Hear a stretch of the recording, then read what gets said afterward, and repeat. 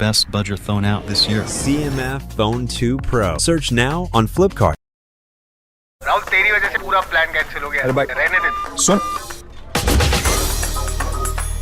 Buddies के साथ cricket screening का प्लान बनना फास्ट, सेम प्लान कैंसिल होना उससे भी फास्ट। उसी क्रिकेट मैच के स्कोर अपडेट्स ESPN क्रिक इन्फो पे मिलना सुपर फास्ट स्कोर अपडेट्स के साथ और भी बहुत कुछ मिलेगा। For fast scores and a lot more, download the ESPN Crick Info app now.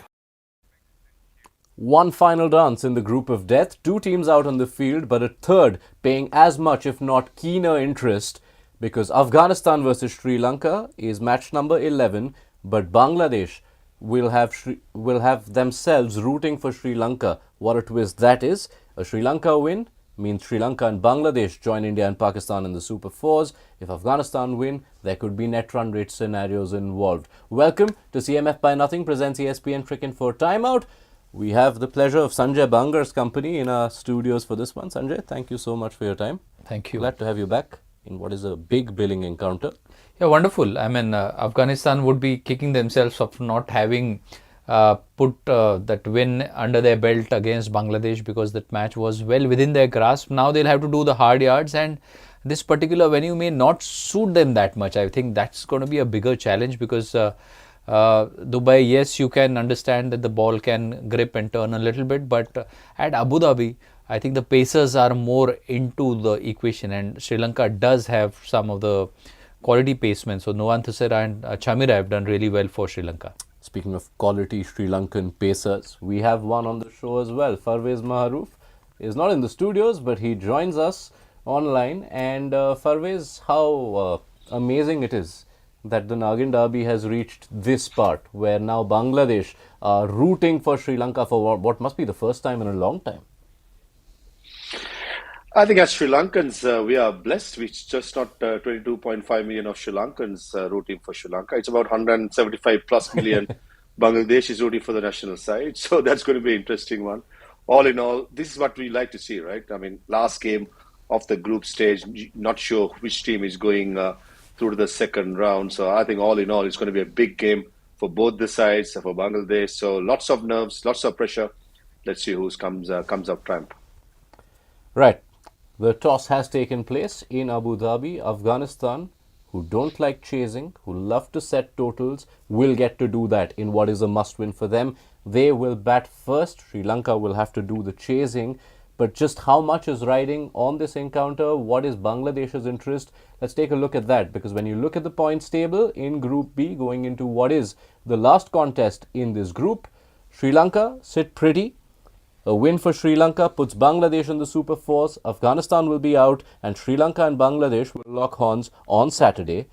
If Afghanistan win, though, it is a three-way tie on 4 points between all those three teams. But for Bangladesh to qualify, it needs to be a massive win for Afghanistan. If Sri Lanka, now that Sri Lanka are chasing, Afghanistan with a total of 150 will have to restrict Sri Lanka to 84 or fewer. They need to win by 65 or more runs to see Sri Lanka's net run rate slip below Bangladesh, and as a result take Bangladesh into the next round. This is the ideal case scenario for Afghanistan, because we saw in the last game another sign of them not enjoying chasing. For them to win the toss feels very crucial for them. And come to think of it, I think they started chasing really well in 50-over format. Yeah. We saw that in the World Cup, 50-over World Cup, that they had upped the batsmanship. Rahmat Shah did a really good job for them.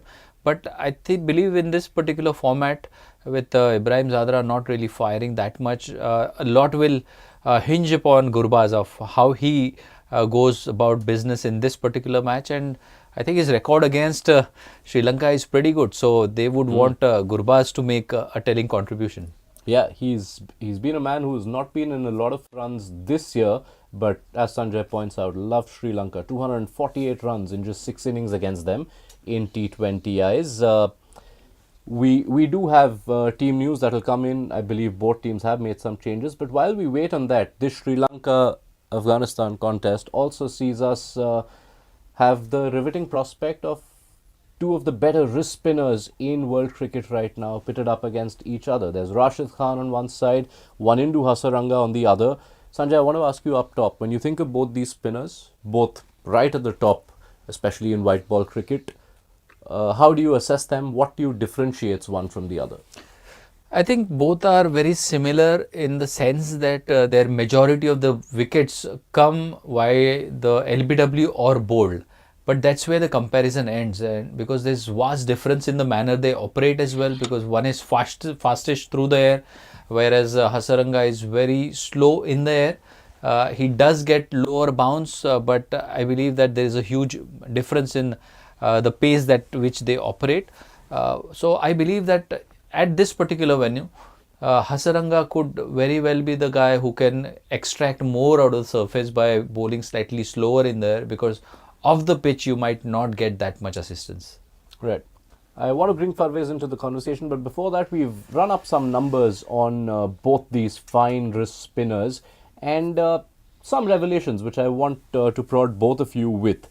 Rashid has, of course, I mean, you look at that wickets tally and you think, oh, that's a huge gulf, but you also have to remember Rashid has played a lot more T20 cricket across leagues. He features pretty much everywhere. But while their overall numbers in terms of averages and economy stack up quite evenly, it is the performances in the top T20 leagues. And when we say that, we're looking at the 6 top leagues, the IPL, the Big Bash, SA20, PSL, CPL and the 100.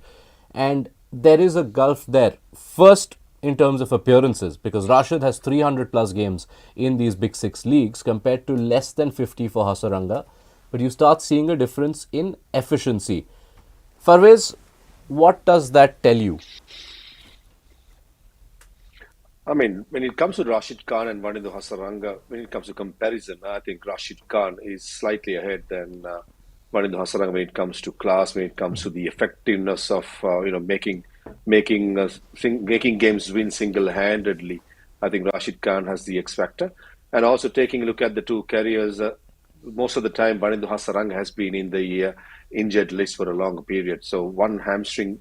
I think it's a left hamstring that keeps him most of the time playing consistently. He had an operation on that, and recently he did the same hamstring again. So troubles have been on his hamstring has continued. Whereas Rashid Khan, I mean, 99% of the time he's fit, he's firing, he's playing. So that is also a factor. And one thing in common is that both are match winners on their day. They can bat, they can bowl, and they're very good fielders and very good character to have in the side. So, any captain would like to have a Rashid Khan or a Wanindu Hasaranga in their side. Sanjay, just that contrast in the experience in T20 leagues across the world. Rashid is, of course, the top draw elsewhere, pretty much everywhere. But Hasaranga doesn't get anywhere near the same amount of opportunities. Fitness is one part of it. As Farveez points out, he's had his trouble with injuries. But do you see any other reasons why Hasaranga doesn't get as much attract as much of a pull in these leagues?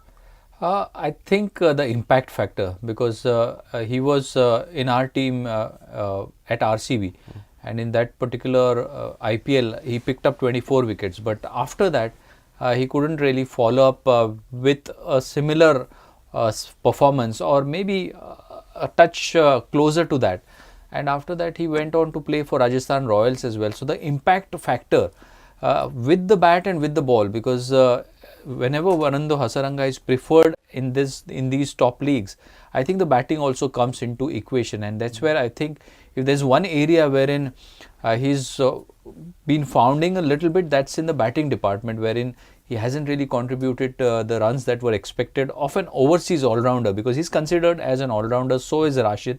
So I think the impact factor is something which Rashid Khan is slightly ahead of Hasaranga. Farveez, final If word I may to add you. one, Go on. If I may add one thing to what Sanjay just said, and also taking a look at how many bilateral series for a year Sri Lanka plays comparing to Afghanistan. I mean, Sri Lanka plays a lot. I think last couple of years Sri Lanka played a lot of bilateral series, and hence Wanindu Hasaranga's chances of playing league cricket comes down pretty low. Whereas you see Afghanistan probably playing 2-3 bilateral series for a year, whereas Sri Lanka probably plays 6 or 7. So that is also a factor when it comes to the attraction from the bigger leagues.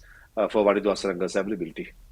Yeah, point well taken. Just if you look at T20 eyes, since the end of last year's World Cup, Sri Lanka have played more than twice the number that Afghanistan have coming into this Asia Cup. Just final thoughts from you, Farveez. That there's no denying that in terms of their importance to their respective national setups, Rashid and Hasaranga are at par. But for Hasaranga to chart a course and become more attractive to other leagues, what would you want him to focus on in the near future? Clearly on his fitness, I think that's where he's been lacking, and he's missed a lot of cricket, not only in league, not only in international, but even training. Because I'm sure Sanjay will agree with me. We've all played the game hard, and once you get a hamstring tear, it's like a recurrence. There's always a chance that you will recurrence it again. So Wanindu Hasaranga has to be very careful because he had an operation already, and just consider on his fitness. It can be in the gym, it can be doing the sprints, it can be the long runs, but whatever it is, the fitness has to be number one, because he has the skill sets to succeed with the ball, and he has the hunger in the field. Yes, the batting can be a bit more consistent because, as Sanjay correctly said, he's been considered as one of the all-rounders going in the international scene, so he has to concentrate more on batting, but the priority should belong to fitness as far as I'm concerned. Right. We will leave it there for now. This is such an interesting subplot to this game, and there might be a difference in the overall numbers and how much they attract. But for Hasaranga, this is a chance. If you have a power pack performance here, Afghanistan are out of the competition, and Sri Lanka go further. Hasaranga gets a chance to drive them further in this competition. Let's get you team news now, because there are changes in both camps. Let's start with Sri Lanka, who have gone the route Farveez Maharoof had foreseen in our previews, because away going spin against Afghanistan's right hand heavy lineup has been a big point of contention for them, and in comes Dunit Velalage for Mahesh Theekshana. Farveez, unexpected lines? Yeah, it was. I thought it was coming because so many right-handers in the top order, except Sadiq Athal, and that was a wise call to bring Dunit Velalage. He's also have not played for a while, so he'd be eager to do well and make a mark. And also good to see Kamindu Mendis in the playing 11. There was some sort of a doubt with a split webbing which he experienced in the last game that he will play or not. So, he has fought through as well, passed the fitness test. I think this side is a good side, solid side, and also looking at the batting order, since Sri Lanka is chasing down later on, Dunit Velalage will possibly bat at number 9. So that's a long batting lineup. Yeah, that is some batting depth, enviable batting depth. Afghanistan have decided to shore up their own batting as well. They make 2 changes for what is a must-win game for them if they are to proceed to the Super 4s, and we'll get you up to speed with those changes. One of them is Mujib-ur-Rahman, who's in for Allah Ghazanfar, but also they do away with Gulbuddin Naib, the all-rounder, and bring in Darvish Rasuli, who's a top-order batter. You'd imagine he slots in at number 4. So you can see Afghanistan and which way they're thinking there, Sanjay? Yeah, certainly they need batting up top, and I think Sadiqullah and Gurbaz at the top is a very good partnership, but Ibrahim Zadran is at a quiet time. It will be interesting to see how Darvish Rasuli goes, but having the experience of Mohammad Nabi and Rashid Khan is going to come in handy, but the top order will have to do a lot of work because they need runs on the board, and they're going to play against a good seam attack consisting of Chamira and Nuwan Thisara, who've been really good in the past few matches. Yeah, it might seem like it's a little flooded with top order batters because even Ibrahim's used to opening. Darvish Rasuli is a top order batter, but it suits Afghanistan's template, especially if you look back to last year's World Cup. A lot of the wins were all about getting to 150-ish totals and then letting the bowlers do the job. Yeah, I think I somehow feel that they still need a dependable player in this particular lineup, and that's where Rahmat Shah was so good in the 50-over format. So is there a room for him to come in and bat and do a role in the middle order? Because there are stroke players all around. Afghanistan batters are known to play big shots, and they are very well capable of it. But there is need for somebody to keep the innings together, and I think one of them will certainly have to do a job because this has been a low-scoring Asia Cup so far, and I think the par scores have been under 170, so that's the kind of batsmanship that you require. Yeah, So, stern challenge for both the sides, actually. It could be quite an evenly matched contest. But that change from Sri Lanka has a lot to do with Afghanistan's recent form against a particular type of bowling. This is a very right hand heavy batting lineup for Afghanistan. Sedikula Attal at the top is the only left handed batter, and this is Afghanistan facing away going spin to right handers. So that's leg spinners and slow left armers in men's T20I since 2024. And we're counting matches between full member teams, and it doesn't make for good reading. Afghanistan are ranked bottom on all these parameters. They barely manage a runner ball against these types of bowlers. Zimbabwe, who are next worst, are considerably better at a strike rate of 112. They average less than 17, and they take almost 10 balls per boundary. So, just feels like this is where the game is. Yeah, it'll be interesting to see how the spinners go as well, because yes, they've got some very poor numbers against away going spin, and it's surprising that Afghanistan, who get to play a lot of spin during their preparatory phase, I would imagine that Rashid Khan, Nabi and all of them would be bowling to them, that somehow they need to up their game, and it's not necessarily the big shots, but what you do for the other deliveries as well. So it's not only big hitting, but are they able to rotate strike and minimize the number of dot balls that they have to bat in the middle overs? That could be the key. Farveez, this automatically lends itself to a lot of reliance on Sedikula Attal as the sole left-handed batter in that lineup, and as a result makes his wicket perhaps the game changer in this contest. I've always said, playing against Afghanistan, whether you play T20 or one day cricket, you always with the new ball try and pick up wickets, because over reliance on the top three, and if Sri Lanka can manage to get a couple of wickets, and that's where the pressure will be on. And on the part of Darvish Rasuli, I mean, a couple of months ago, the Spagiza, which is a Afghan T20 competition, happened.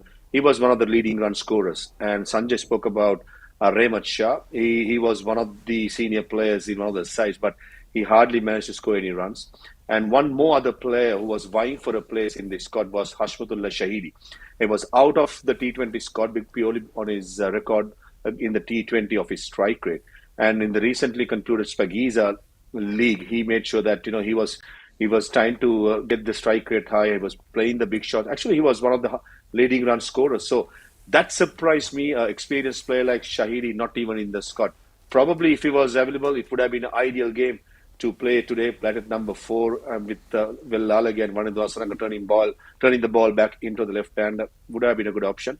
And how I look at this side, 4 batters, then the 4 all-rounders in Rashid Khan, Umar Zaid, Nabi, and Karim Janat. So if Sri Lanka can strike with the new ball, couple of wickets, that will be a lot of pressure to the middle order of Afghanistan. I want to stay on this just a little bit more, because it's interesting what Sanjay mentioned at the top, that this is an Afghanistan batting lineup which get to face so much of Rashid Khan in the net. So Farveez, from whatever you've seen of them, and you've seen them a lot across different leagues, a lot of these batters feature in all these leagues, what explains their glaring troubles against this type of bowling when they do get to face it as often in the nets? I mean, something that alarming for me was when I recently visited Afghanistan to cover the Spagiza, number of off spinners. Apart from Mohammad Nabi, I thought there was one more off spinner who was a batter who could bowl a bit. Apart from that, I didn't hardly see a finger spinner in a side. But if you take any side, had at least 2 or 3 of wrist spinners, though we be left armers or right armers. So tendency of wrist spinners coming through the ranks is massive. Also, the fast bowling talent of Afghanistan is amazing. At least a couple of the fast bowlers was touching 135, 140 in the 5 to 6 sides that they played. So I reckon playing with normal finger spinners in the nets can be a reason. This is what I'm thinking. I mean, left arm spinner, the Sharafuddin Ashraf in the side is a very good all-rounder. Bowls in the power play, can bowl in the middle overs, a wicket-taking bowler. But I reckon just that the finger spinners, when it comes to the system, they are lacking. So that may be a reason. I'm not too sure. But certainly those numbers, what you showed before, is definitely alarming. Just want to speak to you, Sanjay, on the sense of construction of playing 11. Because Afghanistan, one of the salient features of their success has been how dynamic they've been. They always have all-rounders, they have a lot of depth. But the fact that they are as right-hand heavy, does that potentially leave them open to multiple threats? Does it make it easier for an opponent to line up against them? See, I think all the T20 teams, because it's such a fast-paced game, and if you do have some advantage, like this particular matchup wherein right-handers are not scoring enough runs or at a faster clip against the ball turning away, then teams would certainly want to exploit that, and that's where most T20 teams who have been successful want to have that right-left combination, or at least somebody batting in at number 4 or 5 in the middle order. So it's crucial, especially in the T20 format, that you have at least a couple of left-handers, one at the top of the order and one in the middle order, because I believe that that certainly can allow the batters to put pressure on spinners spinning the ball either way, and that's really been a key factor for successful T20 teams. Right. So just on the evidence of that, Sedikula Atal seems like a very important man in this contest for Afghanistan. But so too is Rahmanullah Gurbaz, because Farveez, we think of those last 2 World Cups for Afghanistan, ODI and T20. Gurbaz was such a key contributor, the top scorer in fact at the T20 World Cup last year. He's had a bit of a slump because his runs this year have come when he's played, say, the Spagiza and some of the other leagues, but he struggled at the ILT20, at the IPL, not made a lot of runs in the Tri-Series as well. You feel like he is just really key for Afghanistan, Gurbaz providing them a good start? Rahmanullah Gurbaz is like a ticking bomb. I think he's ready to explore any moment. And one of those players where when the crunch game is on, you always, or most of the time, he stands up. So the entire country would be hoping that Rahmanullah Gurbaz comes handy and comes good.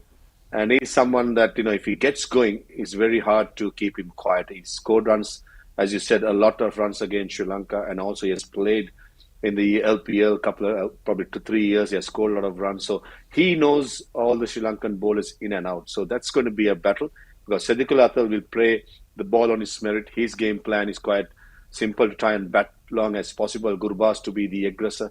So that's why I said the new ball is going to be crucial. Dushmanta Chamira and Nuwan Tushar. First, probably 3 overs or 4 overs, if they bowl, they need to bowl to pick up wickets rather than containing, try and be positive, try and be attacking against the top part of Afghanistan.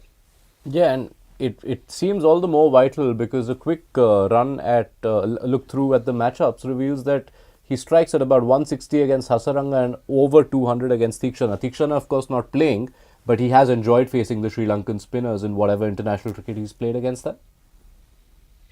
A couple of the series I did cover as well. He took the spinners to the cleaners. That he certainly did, because he plays the sweep shot well, the conventional, the slog sweep. Then he's very good through the offside, giving himself room, going over extra cover. And if the ball reaches the eye level, he's very quick to get down the track and smash it over the bowler's head. So he got all the bases covered, but just that lately he's been lacking probably confidence, not making any runs.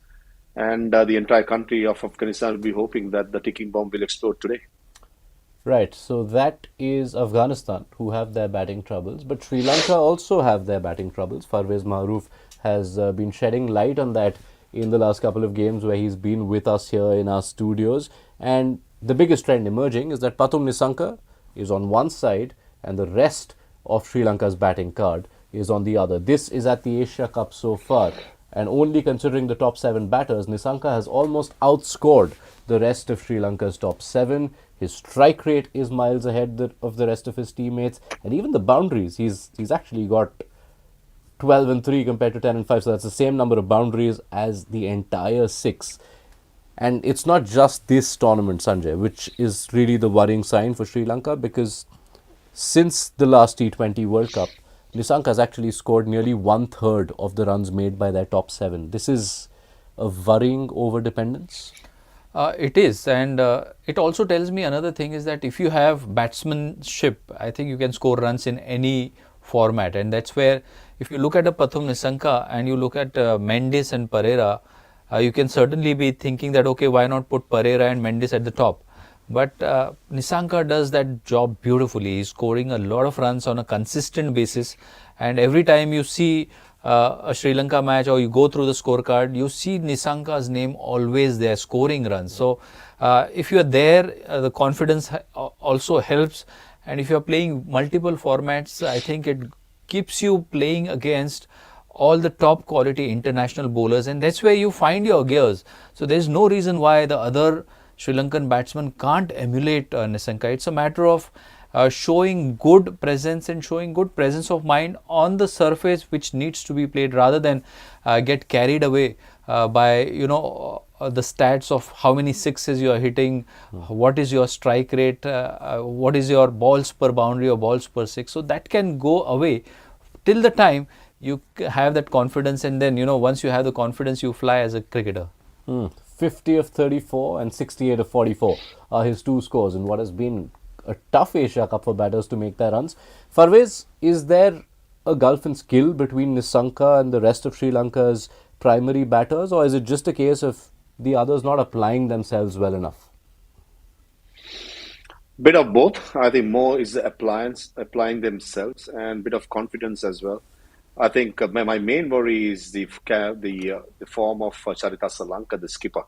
And he's had a lean period for a extended period now, and he has led the side from the front with runs with his leadership skills for a while. So, and this is an ideal game, and Sri Lanka will be happy that they're playing in Abu Dhabi, considering the pitch up in Dubai was just sticking on a little bit. Up in Abu Dhabi, you'll expect the ball to skid on. So I see it as a positive side that they're chasing a score, and they're playing at a venue where the batsman did enjoy in the game against Bangladesh. So it's just a matter of getting your eye in, playing the situation right, and being smart with your choices and options. So if they do that, apart from Pathum Nissanka, the rest of the batters, I think Sri Lanka should be okay getting through this game and going into the Super 4.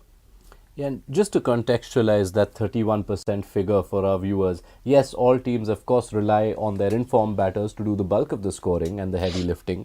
But if we take Afghanistan, their top run getter in this same period since the last World Cup has been Sedikullah Atal. He's made 19% of their runs. Even for Bangladesh, Liton Kumar Das is 19% of their runs. Does this in a way translate to the reason behind the inconsistency of results for Sri Lanka for you? I do think so, because as much as you need bowling to win tournaments, but you also want batters to be scoring and in form, and at least 3 or 4 batting together. And that's where when you look at this particular Sri Lankan team, you have a Mendes, you have a Pereira, Salanka and Shanaka as well, who's shown that he can give you performances. What he did in the 2022 Asia Cup was remarkable. So you would expect all of them to have a good tournament together, because I really believe that this particular Sri Lankan team is the second best team and can challenge India in the finals of this particular Asia Cup. Yeah, that is what Farveez Maharoof has been saying since the start of the tournament, that as per usual, it will be India versus Sri Lanka in the final come the 28th of September. The teams are out on the field. I'm just waiting to see what forecaster looks like. And it's a pretty chirpy, happy-looking huddle that I saw. Farveez just outlined bowling plans. Of course, Chamira, Tushara at the top, vital. But how do you see Sri Lanka with their balance of spinners in this game? Break down how you see this innings playing out for us. I think Tushar and Chamira will certainly take the new ball with the amount of grass in the pitch, try and exploit whatever seam movement or swing. And Dunitha Lalage will be a front runner to the job what Mahesh Dekshina usually does. In case another one more over to be filled, I think Dasun Shanaka is not a bad option on a pitch which has a bit of grass to seam around a little bit, because Wanidhu Hasaranga does not fancy bowling in the power play, so he can be kept after the power play. I think those 4 bowlers should get through Sri Lanka in the power play. And if you do end up using an over or 2 of Shanaka earlier, it also helps you manage the death better, because ideally you don't want to be giving the ball to Shanaka at the death. Yeah, I should not. I think Nuwan Tushar and Dushman Shamira should at least keep 3 or 4 overs between them in the death overs, in case if Afghanistan middle order has wickets going into the latter overs, because there are some big hitters in that side. So I reckon with the new ball, Dushman Shamir and Nuwan Tushar 2 overs each, probably not use them in the middle overs, get through the spinners, probably Dasun Shanaka 2-3 overs to fill in, and finish off with Dushmanta and one Tushar. All right. Let's see how this innings pans out. I want to throw it open for predictions from both of you. But Farveez, before that, I want to give our viewers a quick reminder of the last Asia Cup group stage deciding meeting between Afghanistan and Sri Lanka. It came down to net run rate back then as well. And it got quite nervy, didn't it? It was in Gaddafi Stadium, and it went down to the wire. And just because of one message didn't come out to the players in the middle, got out, and I think it was Dhananjay De Silva who picked up the wicket. So do have the memories behind that. But I think in this game, I just have this feeling Sri Lanka going into this game full confidence, and 22 million plus 176 million of Bangladesh are rooting for Sri Lanka. So it should be okay. How well has that worked out for Sri Lanka, hasn't it? Give me your prediction then, Farveez. What are Sri Lanka keeping Afghanistan down to? I'll say 165. 165. And they will chase it down. They will chase it down. All right. I mean, you'll get to revisit that at half-time. But Sanjay, In the middle. Afghanistan batting first against Sri Lanka. Total? I think Farveez is given probably the right number to look at. So they'll be extremely delighted if they get to 165. But on this particular track, I think the Sri Lankan seamers will certainly test them. You are sticking with 165? Give us a different number so we can give a winner. I would say 150 would be fine. Farveez is smiling already, so he's happy. He's made you happy already, Sanjay Bangar. 150, which would make it a lot safer, cleaner for Sri Lanka. I will just wait to see where forecaster has this. But these kind of games when net run rate is in the picture, are Sri Lanka also looking at, by any chance, that, okay, if we can keep them to this total, whatever that figure is, we safeguard ourselves from that margin of victory which will see us eliminated? I think it's more the team which is doing, which has to climb from 0.2 to 0.4. I think that is a team that would be thinking of all the possibilities. But since now Sri Lanka has got a clear target as well, I think they would be wanting to win this match and top the group, because I believe that they have been a very, very good team in this tournament. All right. It is now time for me to pick up my CMF Phone 2 Pro and see what forecaster has to say now that we are a couple of balls into this. And Sanjay Bangar, have you been speaking to our guys in the back end? No, not at all. Because ESPN Cricket 4 forecaster says 150, which is exactly what Sanjay Bangar had said, and which is also surely music to Farveez Maharoof's ears. Farveez, everything is going your way. Sanjay Bangar with a lower total, forecaster with a low total, and of course those 175 million people. I just don't care whatever happens as long as Sri Lanka get the W at the end of the game and going into the Super 4 with high confidence. I think it's going to be a big game. Afghanistan is a quality side full of match winners. I'm just hoping for a good 40 overs of cricket. All right, we will leave it there. Farveez Maharoof, thank you so much for your time. Thank you, Sanjay Bangar. We will pick up the conversation at the end of this Afghanistan innings. Where will they finish, and what will Sri Lanka have as their target to first secure qualification and then potentially knock Afghanistan out? We'll pick it all up back at halftime, so be sure to join us then on CMF by Nothing presents ESPN Cricket 4 Timeout.